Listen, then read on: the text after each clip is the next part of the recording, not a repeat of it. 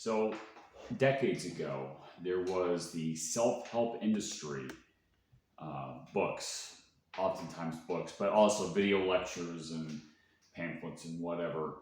It was very popular back in the 90s, actually before that, like the 70s, 80s, 90s, and into the 2000s. And in the 2000 teens, you had the rise of social media, and that had effectively replaced the self help industry. Now you have influencers, people who, you know, masquerade their success or whatever, their lifestyle through pictures and trying to create envy in other people. It's not teaching people how to think independently. It's actually not solid material that somebody can then take and then improve upon themselves. In fact, there's actually a lot of dishonesty in the whole influencer thing. A lot of times, women especially, they use camera filters, to make their bodies not exactly what they really are. Makeup, lighting. There's a lot of fakeness going on. People pretending to be virtuous but are not.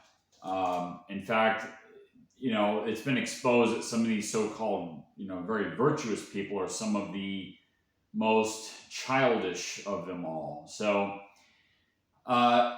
the good news is that there's some evidence recently. It appears that the social media phase is declining. Instagram and Facebook are not what they used to be, and hopefully something better will replace those things.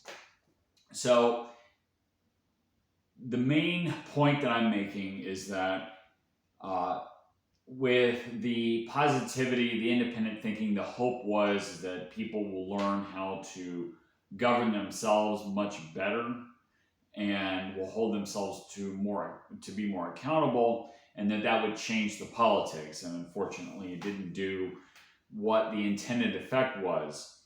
What I'm hoping for is that in the future that we have something that will make people accountable, will improve individual performances, and will do so effectively in such a way that it'll change the politics so that people are not dependent on the government, for example.